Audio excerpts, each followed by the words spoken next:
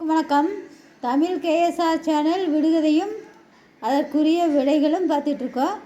இன்றைக்கி பார்க்கக்கூடிய விடுகதை, யானை படுக்க நிழல் உண்டு, கடுகு மடிக்க இலை இல்லை, சவுக்கு மரம். யானை செத்து 6 மாதம் ஆகிவிட்டது, யானை தடம் அழியவில்லை, நெல்தாள். இரத்தமில்லாத பூச்சி உத்தரத்தோடு போகுது, புகை. ராசா மகன் பூ இல்லாமல் சடை போட மாட்டாள், முருங்கை மரம். ராத்திரி பிறந்த பையன் தலைப்பாகையுடன் பிறந்தான், காளான்.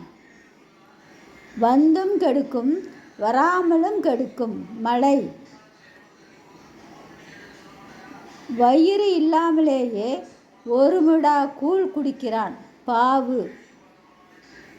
வரி குதிரை ஓடியது, வாய்ப்பாட்டு பாடியது, இசைத்தட்டு. வரிசைக்கு வரும் முந்தி, வெளியே போகும் பிந்தி, இலை.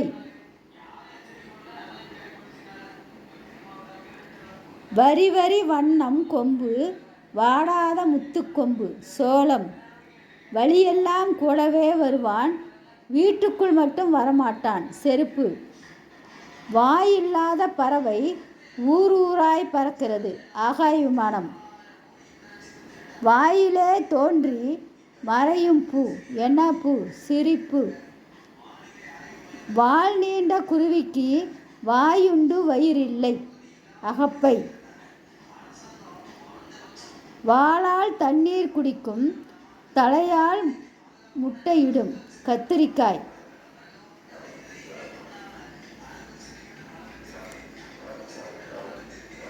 வாளினால் நீர் குடிக்கும், வாயால் பூச்சொரியும், விளக்கு. வாழ்நாள் எல்லாம் வாயை திறந்திருக்கும், தபால் பெட்டி. விட்டம் போட்டு வீடு கட்டி விசிறி மாட்ட இடமில்லை, மூக்கு.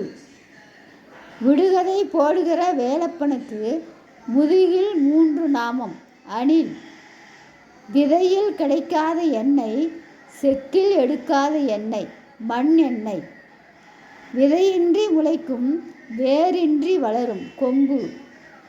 விரிந்த ஏரியிலே வெள்ளி ஓடம் மிதக்கிறது, மூங்கில். விருந்துக்கு முந்திடுவாள், வீதிதோறும் கிடந்தழிவாள், எச்சில் இலை. விழுந்தால் படுக்காது, எழுந்தால் நிற்காது, தஞ்சாவூர் பொம்மை. வீடெல்லாம் நெக்கிவிட்டு ஒடுங்கி கிடக்குது மூலையிலே, விளக்குமாறு. வெட்கங்கட்ட புளிய மரம் வெட்ட வெட்ட வளருது, தலைமுடி. வெட்ட வெட்ட தொலையாத வீரமணி கட்டை, நிழல். வெயிலே மலரும், காற்றிலே உலரும், வியர்வை. வெள்ளை கத்திரிக்காய் கள்ள கூக்குரல் போடுது, சங்கு. வெள்ளைக்காரன் பூக்க வெகுபேர் காத்திருக்கார்கள், சோறு. விடுகதையும் அதற்குரிய விடிகளையும் பார்த்தோம். இதற்குரிய படங்கள் இதோடு இணைக்கப்படும். நன்றி, வணக்கம், வாழ்க வளமுடன்.